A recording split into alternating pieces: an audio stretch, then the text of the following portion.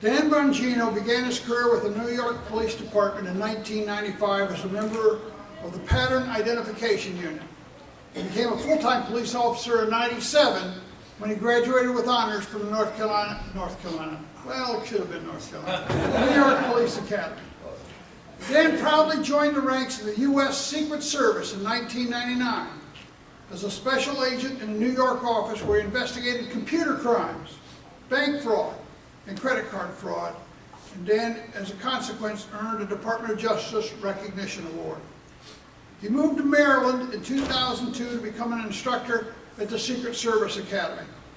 While at that academy, Dan was awarded a number of commendations for his work in redesigning the investigative curriculum.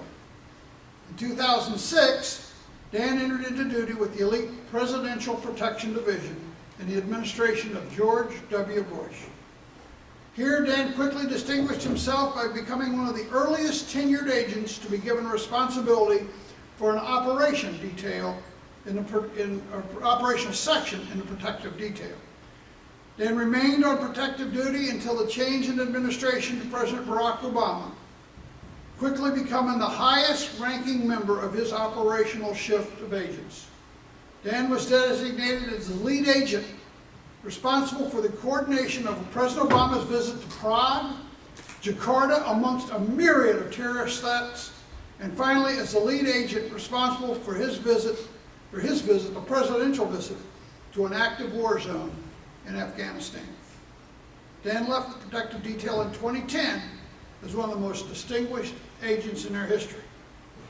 He chose to stay in Maryland, transferring to the Baltimore office where he immediately made an impact on the community by breaking up one of the largest fraud rings in Maryland history. We know that today as the Maryland government. No.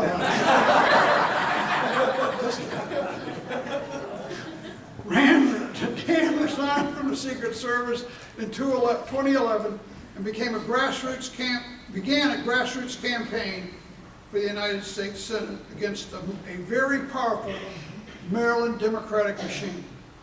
Despite overwhelming odds, Dan defeated 9 opponents in the Republican primary and finished second in a 3-way race in the general election. Dan is a consultant specializing in international security and corporate strategy. He has provided subject expertise and commentary for a host of media outlets, among them NBC, CBS, Fox News Channel, CNN, MSNBC, and the list goes a long way forward. Dan is married with 2 young children. His wife Paula is a web design and social media consultant, and he has a master's degree in both psychology and business administration. We are proud today to welcome here to North Carolina, candidate for Congress in Maryland's 6th Congressional District, Mr. Dan Bongino.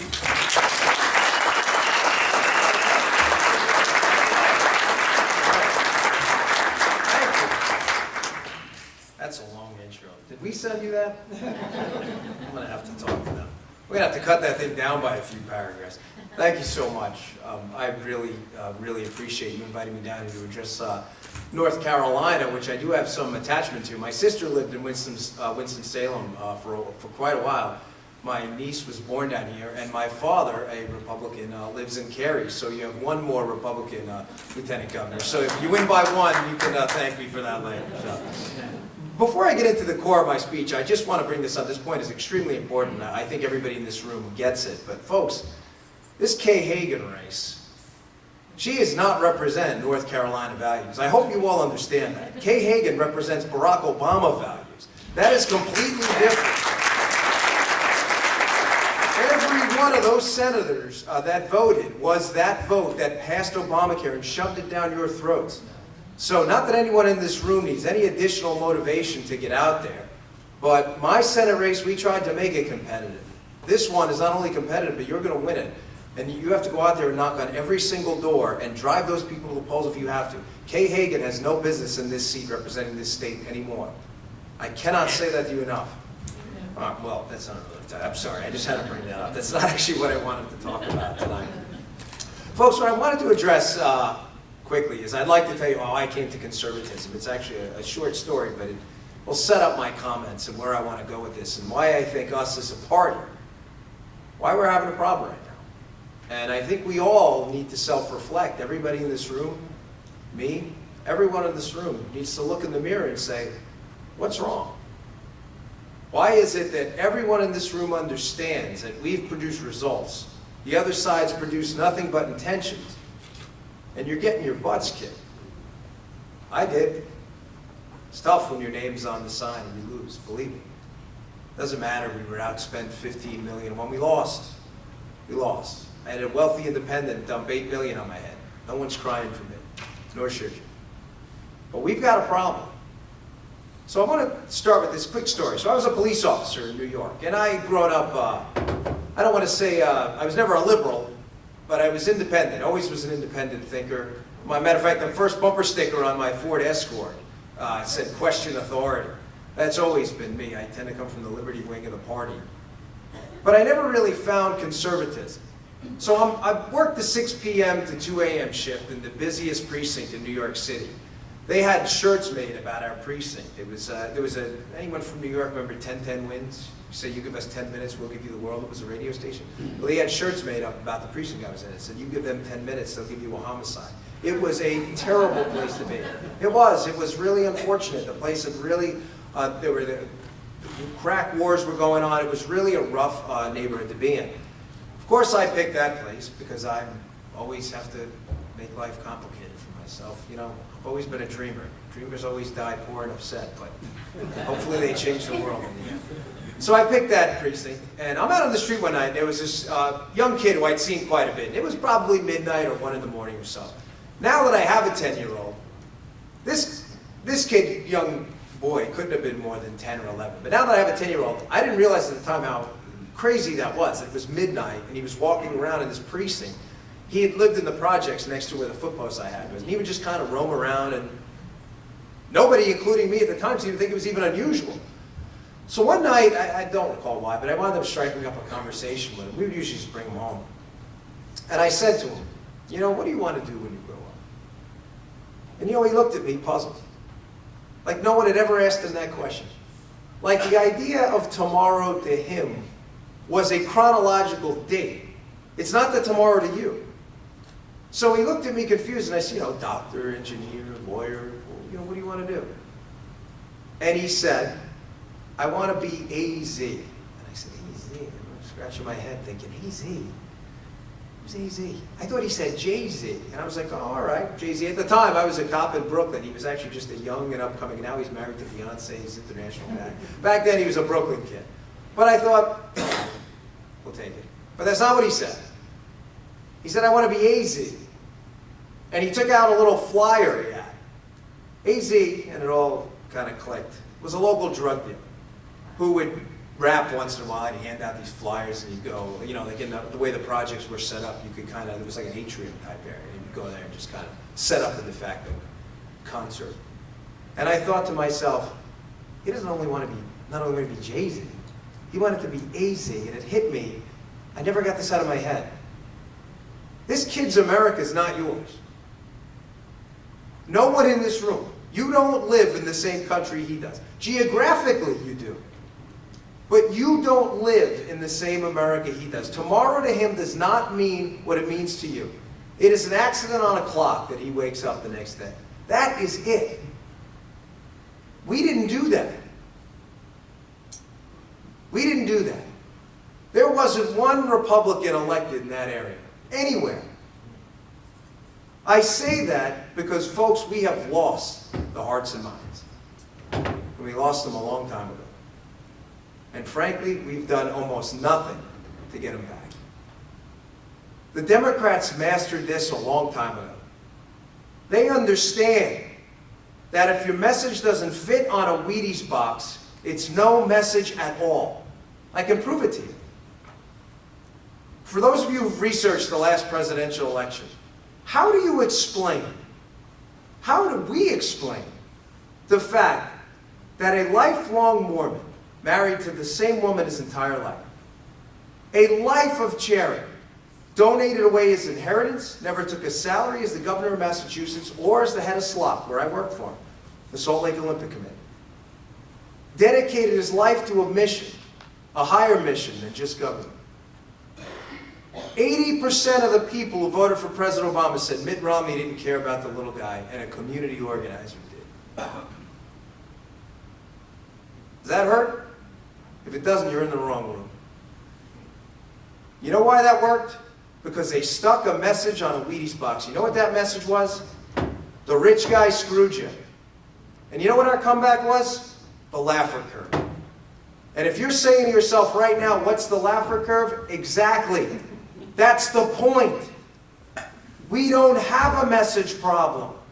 We have a messenger problem. And for every candidate out there, me included, if you don't fix that, the rest is over. We don't have the media. We never will. What made Reagan special was his ability to break through that media morass and talk to people who knew it mattered. He made words bleed for people. It was real. It wasn't just words on a paper. It was real. He won 49 states, folks. And you talk to the agents on Reagan's detail, he gave Mondale, Minnesota, because he lived there. He did. They were gonna, it's a true story, any agent will tell you. They were gonna take a trip to Minnesota, and they passed. And you know what Mondale won Minnesota by? 3,000 votes. Reagan won Maryland by nearly 6 points. He won Montgomery County in Maryland, one of the most liberal counties in the state, because people believed in him. His words, they bled for people. They were real as this podium. We're not doing that anymore. Let me give you another quick example here on the economy. How do you explain the fact that the ideology put forth by our political opponents, and make no mistake, folks, the party of JFK is dead. It is over. Those people right now, JFK Democrats, have a new name. They're called Republicans. There are no more JFK Democrats. That party is dead. The party that has taken over the Democratic Party, the liberal wing right now, is shoving an ideology, an economic ideology down your throat that has produced absolutely nothing but shared misery. Nothing. Their record of success is 100%. 100% failure. They have succeeded at failing every time they've tried this and everywhere they've taken over, yet the Republican Party is still painted as the party that doesn't care about the little guy. You think we got a problem? Yes. Every single time we have instituted pro-growth tax rates, and no one in this room I know of, and certainly not me, is arguing that we don't need to pay taxes. Nobody. The left says that because they use absurdity because they can't defeat us on the argument. Nobody's arguing that. Our military, our court system, Article 1, Section 8 lays it out pretty clearly, what we're supposed to pay for. If you don't want to pay for it, go somewhere else. But where we got to paying for 47 million Americans who allegedly can't feed themselves in the richest country on earth is utterly absurd. That can't possibly be true. I've traveled the world with the Secret Service. You cannot tell me in America that 47 million people can't feed themselves and that you have to pay for it. Folks, the largest growth in the black middle class, ironically, was when Reagan cut the tax rate from 70% to 28%. It grew by nearly 1 million people. The largest growth in black-owned and minority-owned small businesses was from 1982 to the end of the Reagan administration. Everywhere we've tried this, we have brought prosperity, untold prosperity, to people who've never seen it before. And then for those who say, well, if you cut tax rates, what else are you going to cut? Here's the great irony, folks. When we cut taxes, we don't really even need to cut programs, even though we should, because we wind up raising more revenue. Here's some numbers for you. 1980, Reagan comes into office. We're raising about $500 billion in federal income tax at a tax rate of 70%. Reagan comes into office, cuts it to 28% at the end.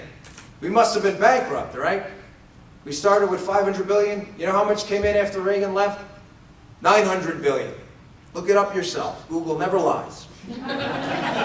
Sometimes. Unless it's about a candidate. It's a Republican, and it's typically a lie. But go to the Treasury website if you think I'm fabricating those numbers.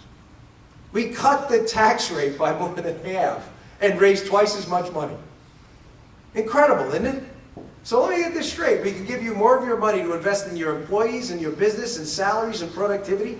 You can gain more tax revenue and the country's GDP can explode. There's no downside. And yet the left has painted the party as the party that doesn't care about the little guy. Stop apologizing for conservatism. There's nothing to apologize for. Remember, folks, there's a big difference here. Liberalism, if liberalism just didn't help, it would be one thing. You know, if God forbid on the way out tonight, one of you were to fall, and I step over you, I didn't help. It's bad enough. But there's a different level of moral depravity if I not only don't help, but I actively hurt and ruin your life. If you fall, and not only do I not help you, but I then kick you in the legs as you get up, that's a whole different level of depravity. Liberalism is decimating families, cultural institutions, entire neighborhoods, people, folks that deserve a shot, our shot, only a shot we can provide for them. That is it. Why are we apologizing? For what? What did we do wrong? We didn't cause this. Now, some Republicans have caused this. Republican ideas did not.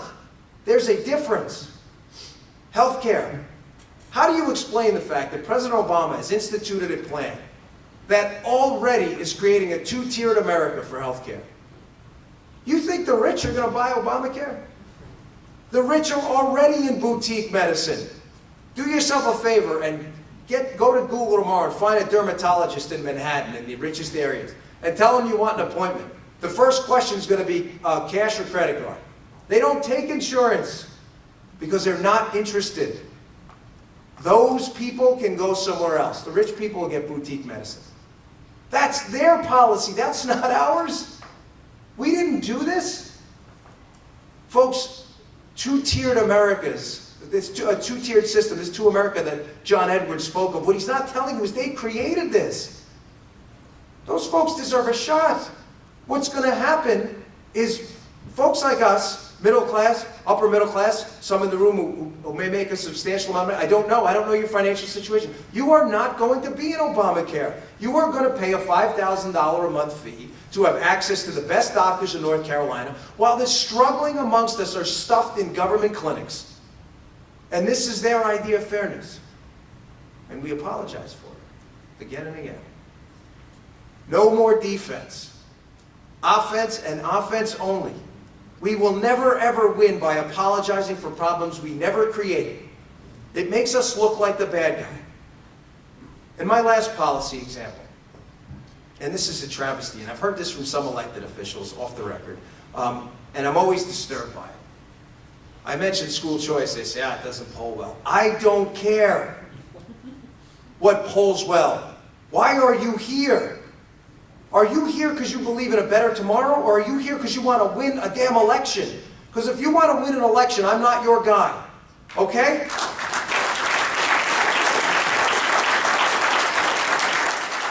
I'm a little fired up tonight.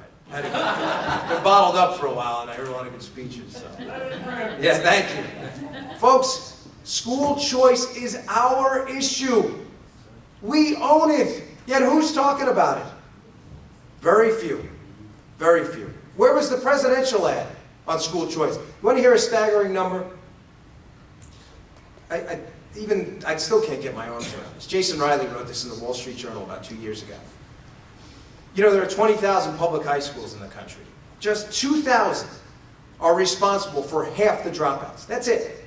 10% produce half the dropouts. If you're black, you got a 50% chance of sending your kid to one of those 2,000 schools. How do we look at each other at the table right now, in the richest country on earth, knowing we have relegated the black community to second-class status in an ideas economy they will never be a part of? You know, Lieutenant Governor gave a great speech, and he brought out the iPhone. And you know, I'm glad you did. Why is this valuable? The plastic, the button, the glass, worthless, means nothing. This is valuable because of the idea he brought up. Unheard of even 20 years ago, that you could have a video camera and email device, a phone and a music player in the same thing. The idea that someone had that we could do this, that was the value. Those kids, those 50% of black America that are locked into schools that will never ever implant an idea in their heads, ever, won't ever live in the same America you do. Folks, 100 years ago, you could walk out of your back door and you could till a field and make a pretty decent living relative to the times. Those days are over. Agriculture is important, but it's become a technologically advanced field like anything else. A kid can't go in the backyard and rip up the lawn and start planting the backyard. It just doesn't work that way anymore. A lot of manufacturing jobs here are high, even the lowest level manufacturing jobs now are moving into high tech. They all require the implantation of ideas. And where are we on this issue? We are nowhere. And it is so imbued in America that that's just the way it is, that when you walked in this room tonight, if I would have said to all of you at the door, did you know most tall kids in Baltimore City go to a poor school? You'd say, that's ridiculous. What does being tall have to do with going to a poor school? All right, let me switch the equation around for you. Well, let's use another characteristic that has absolutely nothing to do with IQ or human potential or the hand of God touching your shoulder. Most black kids in Baltimore City go to a poor public school. Now you nod your head in approval. And it's not shocking to anyone. But the first one was really stupid, wasn't it? That's our fight. That's not their fight. The modern Democratic Party has thrown these kids away because union interests won't allow it. They have been bought and sold. They have thrown these kids out, and yet we have failed to go into these communities and talk to not these people, but people, and tell them this is why we're different. And to any candidate out there, because I've done it, I've been there. You owe it to the next guy. Candidate in Virginia, ironically, who happened to be black, told me there's no ROI on it. No ROI. How do you feel about losing your country, folks? We are losing 9 out of 10 black voters to a party that have decimated their communities. ROI? Even if you don't get one vote in those communities, you have an obligation to that Republican Party, or else run on your own, to go there and by the 4th or 5th time over 20 years that door is knocked on, and it's a Republican, not a Democrat that's been there, sooner or later, somebody's going to say, hey, these other guys really don't care. But these guys do. You have better get out there. I used to sit at that New Carrollton Metro stop until they would cuss at me all night. I don't care. And by the 4th or 5th time I would do it, they'd say, I remember one guy said, I'm not going to vote for you, but I'm pretty impressed. It matters, folks. There's no those people, there's only us. I want to leave you with this thought. I always take notes and I never stick to them. I don't even know why. Allie's probably laughing in the back because everybody used to write speeches and I think I'd get through the paragraph and I just go off on my own. Action matters, folks. Talk is cheap. The people in this room are not the problem. You're not. You're here. I have no doubt the people in this room believe in action. But talk is cheap. This speech means nothing if it doesn't motivate you to do something extra. Every generation in America has had its fight. Many of the men and women in this room have lived through much harsher times, folks. My generation's spoiled. We are. We live with iPhones and cable TV and 24-hour entertainment. Absent about a 3-year period in my childhood where we struggled to eat a lot. Folks, we're spoiled right now. We live in the richest country on earth, and even with the worst president in American history, frankly, things still aren't that bad. Knock on wood. You never know with this guy. I know, Billy's got it. Folks, every generation has had a fight far more devastating and uncomfortable and painful. Your fight right now is against creeping liberalism and redistribution in our economy. That is your fight. You have to ask yourself tonight and recommit yourself to action. Talk is cheap. Go find 5 more volunteers to work on a campaign, any campaign. As was said before, I met Greg on the way in. Every one of your Senate candidates is geometrically better than Kay Hagan. Find and volunteer, and you know what? If your candidate loses, the next day, put the tissues away, stop crying, and get on board with the other guy. Because this inter-party squabbling crap has got to stop. Their fight's not with each other, it's with Hagan. There's always going to be primaries, great. Everybody you gotta get the big boy pants on and let's go. And let's take this seat back. Action matters. You know, a woman in Maryland who was very frustrated at an event recently had said to me, she goes, listen, Dan, you know, we've been beaten up here bad. You think North Carolina's got problems. I encourage you to take a quick trip to Maryland. The Republican Party of Maryland has been annihilated. People keep asking me why I keep moving from blue state to blue state. I like tough fights. I love causing problems for liberals. So I love North Carolina, but maybe I'll retire down here with my dad. But I like causing trouble for liberals. But she said to me, you know what? I'm done. And I looked at her and I said, you're done. So let me give you a little analogy here, right? Folks, politics isn't golf, okay? Neither is that. What do I mean? You know, when you go out on the golf course, you can be done.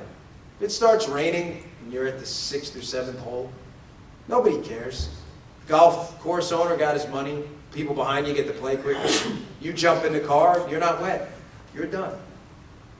That's not politics. And that's not why legions of men and women died to defend that. That's right. They died to defend it because politics is boxing. When you're done, the other guy's still punching you in the face until you're no longer. The left is not kidding. You think our people who came before us, some men and women in this room who fought for us, fought for you to be done? Done. You think because the government's not knocking on your door right now, they're not driving to your house? You never, ever get to be done. There's no quit. There's no done. Ever. So when your neighbor tells them you're done, you shake some sense into them. There's no done. You are destined to be ruled by people dumber than yourself the minute you're done, and your wallet's the consequence, and your kids too. Folks, we're on the verge of something special in this country. Something amazing. Lieutenant Governor brought up 3D printing. That's the tip of the iceberg. Medical technology, exponential growth in information exchange, the seeding of new ideas.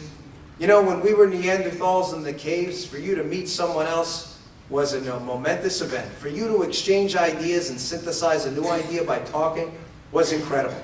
Now we do it like that with people all over the world. We are on the verge of something spectacular. We are about to break the gene code. We are floating on a sea of natural gas, including 2 counties in Maryland and the Marcellus Play. We are about to break cold fusion probably within the next 20 years. We are on the verge of something spectacular, unlimited human prosperity. We are only being held back by government. So I encourage you, please, no done. There's no quit. Today, recommit yourself to make it the day that we absolutely stop stealing from our kids. Make it the day that we stop relegating our kids to ration government clinics and healthcare. And make it the day, most importantly, that every single kid in this country, regardless of their zip code, regardless of the color of their skin or the language they speak, can grow up to be the next Steve Jobs, the next Dan Forrest, Dan Bongino, whatever it may be. But every kid deserves that shot in the greatest country of the world. This place is worth fighting for. People died for you to continue on as it is. So thank you, folks. I really appreciate your time, and it's an honor to be here. Thank you so much.